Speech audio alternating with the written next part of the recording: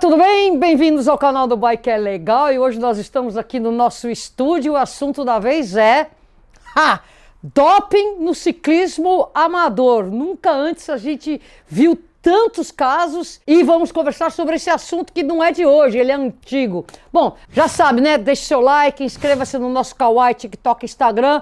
Não se esqueça de se inscrever aqui no nosso canal, o canal do Bike é Legal. E vamos embora conversar com o Caio Guatelli sobre doping no ciclismo amador. Recentemente, o Caio Guatelli escreveu na coluna Ciclocosmo da Folha de São Paulo um relato bastante amplo dos últimos casos de doping, como que a BCD foi lá na prova, lá no Letap de Campos do Jordão, e foi assim, um pega pra capar, todo mundo saiu correndo para não ser pego no doping. Caio, faz um resumo do que você nos apurou para Ciclocosmo, um pouco do que aconteceu lá no final do Letap, e vamos conversar sobre isso. Vamos lá. O que chamou a nossa atenção lá na Folha sobre essa prova amadora de ciclismo, aonde teve esse teste antidoping, foi um dos participantes, né? Eu não costumo acompanhar muito as provas amadoras, fico um pouco antenado em todos os assuntos, e o universo ciclista está tão grande que a gente olha as questões sociais, de mobilidade, um pouco de prova internacional, um pouco de prova nacional,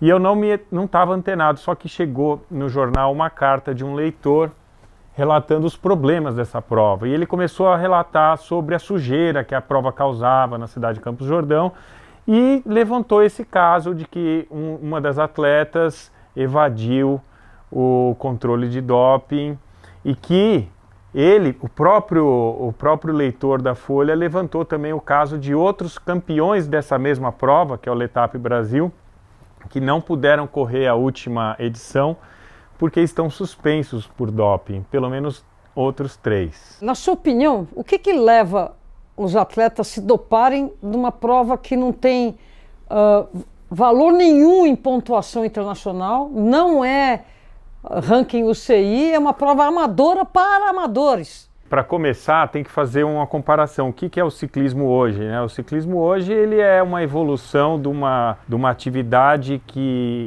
competitiva, muito admirada por muita gente, que no Brasil cresceu exponencialmente nos últimos tempos e que agora contamina essa energia, essa classe amadora de ciclistas, que tem um outro ingrediente aí muito potente, além da admiração do esporte, que é o ego das redes sociais. Então acho que tem aqui as lembranças e os prazeres do esporte misturados com o que eu sou na frente dos outros, né? Eu acho que a gente tem que discutir, né, até onde esses mecanismos de competição virtual são válidos para pessoas que não têm um preparo, não é só o preparo físico, mas o preparo emocional para estar ali convivendo competitivamente, né? É incrível isso que você falou.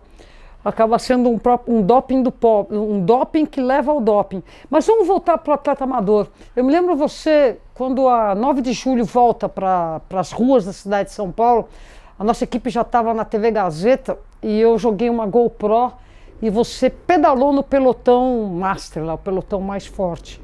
E aí quando você devolveu a câmera, você falou, nossa, eu diria que o pessoal desse pelotão está tudo drogado. Não com essas palavras, essa palavra é minha. Está tudo impulsionado com o doping, porque você, muito acostumado a pedalar com ele, sentiu uma diferença muito grande.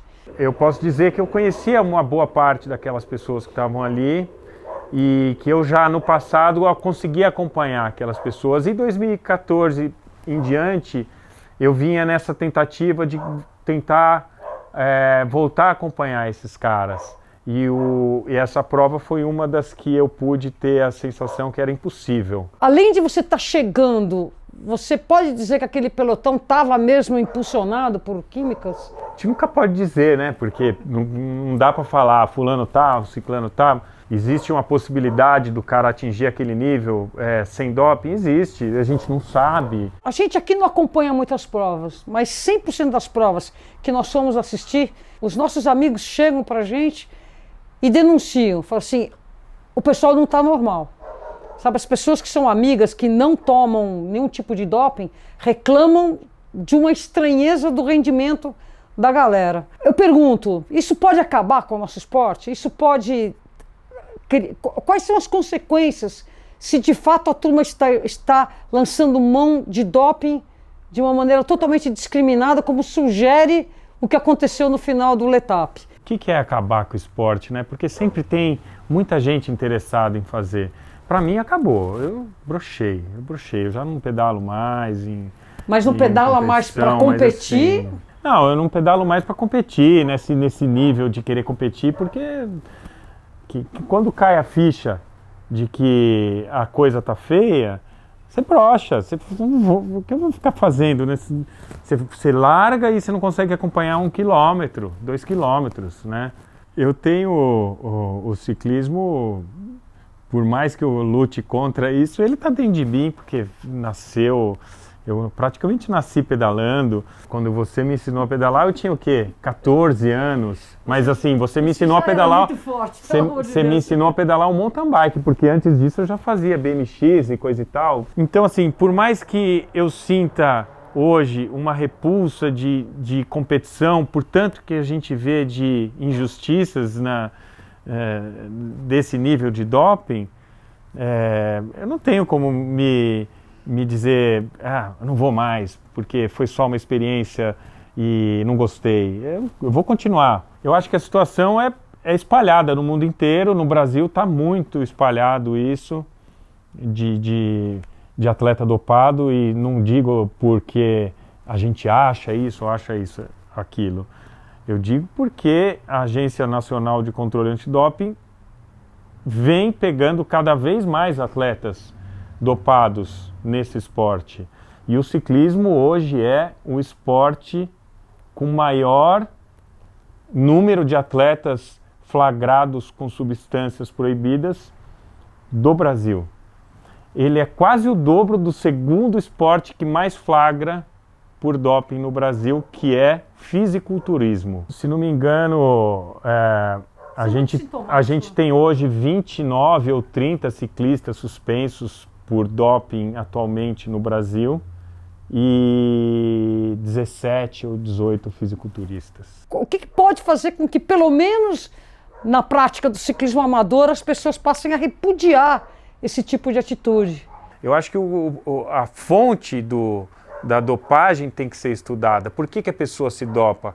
Qual é o orgulho de subir em primeiro lugar no pódio e mostrar para os amigos e para a família que é melhor que todo mundo, né? Por que esse ego anda tão inflado? E eu tenho essa opinião de que um dos grandes culpados desse fenômeno atual do amador estar se dopando num nível fora do imaginável são as redes sociais, né? E uma das redes sociais que tem que ser analisada é o Strava. Porque o Strava tem essa qualidade de classificar o ranking dos atletas, seja numa prova, seja num circuito, seja num segmento. E isso também não pode ser dito, não podemos fazer ranking mais, porque isso está gerando uma mudança de comportamento. Já gerou a mudança de comportamento.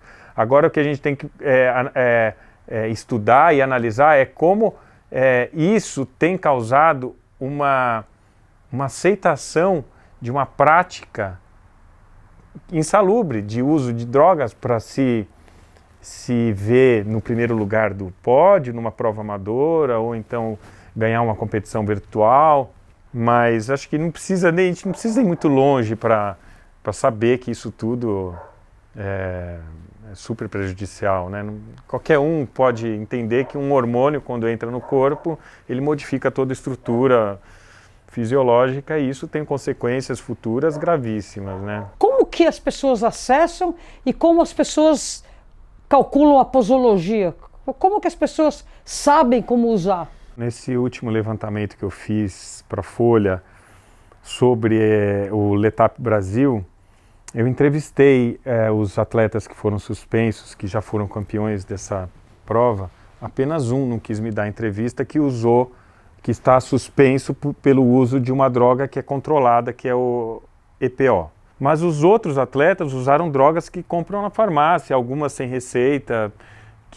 Então acho que a gente tem que entender que são vários níveis de modificação do seu estado fisiológico, né? É possível comprar doping, pelo que eu entendi, indo numa farmácia sem receita, assim como é possível pedir para um profissional, um dirigente de um clube de ciclismo que tem informação sobre isso e está envolvido com isso. Qualquer pessoa tem acesso à lista dos atletas que estão suspensos pela ABCD. É só entrar no site da Agência Brasileira de Controle de Dopagem e procurar por essa lista. As maiores punições atualmente chegam a 30 anos e são de médicos de clubes de ciclismo. Nossa. Então você vê que Tem uma rede. é uma rede, né? É uma rede, não é que tem, sempre foi uma rede. Você falou da ABCD, né? Agência Brasileira de Controle do Doping. De dopagem, De dopagem. Você acha que nesse momento eles têm que começar a aparecer em todas as provas amadoras, filiadas ou não a confederações, federações? Não só a ABCD tem que aparecer, como todas as provas amadoras que são milionárias, esse Letap Brasil, Giro de Itália, Bike Series, Brasil Ride, eles têm que patrocinar a viagem da ABCD com pelo menos uma equipe de 10 ou mais, sabe? Chegar a anunciar na inscrição, essa prova está homologada pela ABCD ou algo do tipo. Tem que ter um selo, sabe? Estamos fazendo uma prova para atletas limpos. A presença da ABCD em prova provou-se agora em setembro no Letap Brasil que tem eficiência, né? Tem eficiência e tem casos. O resultado dos testes dessa prova não saíram ainda, mas a gente sabe que só do fato dela ter aparecido lá já causou um grande reboliço mesmo, né? No seu entender, o que pode ser feito para, além da ABCD estar chegando forte? Tem mais coisas que a gente pode estar fazendo ou estimulando para que sejam feitos para a gente mudar esse cenário? Eu acho que é trazer esse tema para perto de todos os círculos de ciclistas, né? De que o ciclismo está perdendo a graça. E qual é a graça do ciclismo? É pedalar você, arroz e feijão, chegar naquela subida e saber que se sofre mesmo. Outra coisa interessante, Renata, é valorizar o cara que não chega em primeiro. Falta admirar os caras que não sobem no pódio. Né? Aqueles caras que estão sempre ali treinando, que não deixaram de competir. E eu acho que é isso que vale, né? Que é não desgarrar dos seus prazeres, mesmo que você não tenha sucesso nos seus objetivos, vamos dizer assim, quando eles são quase impossíveis, né? A gente aceita, né? As utopias, né? Gostaria muito de ser campeão mundial. É lógico que eu não vou ser, mas é por causa disso que eu não vou ser, que eu vou parar de pedalar? Não. Bom, acho que a gente vai ficar por aqui, Caio. Esse assunto dá pra gente conversar até depois da manhã. Agora, eu queria deixar um recado para vocês. Primeiro, deixe seus comentários. Eu quero saber a sua opinião sobre essa prática que alastrou aí no ciclismo amador, que é o doping. Que no nosso entender ele é muito nocivo. E ele nada mais é do que a expressão bem descrita aqui pelo Caio das redes sociais, do Strava, daquela coisa de você só se espelhar no melhor e não naquilo que pode ser o melhor exemplo, que é o estar presente, contribuir, o evoluir, o criar uma cidadania no lado do esporte, né? Você ser cidadão no esporte. Tem alguma coisa que você pode concluir em relação a isso, Caio? Resgatar o motivo que te fez subir numa bicicleta, pegar num remo, vestir um tênis, que é o contato com a natureza, o contato com as pessoas, o prazer de se sentir bem fisicamente e não olhar para o espelho e falar agora eu estou mais forte, ou olhar para uma foto de pódio, uma rede social e dizer puxa, esse sou eu, o herói, né? Eu acho que a vitória é tá bem com o mundo, com a natureza, com os amigos, consigo mesmo, como um todo, né, espiritualmente, né? Espero que vocês tenham gostado desse começo de bate-papo a respeito do doping no ciclismo amador. Deixe os seus comentários, curta e compartilhe esse vídeo, quero saber a sua opinião. E já sabe, né? Inscreva-se no nosso Kawaii, TikTok, Instagram. Não se esqueça de se inscrever no nosso canal, o canal do Bike é Legal. Vamos embora pedalar de cara limpa. Tchau.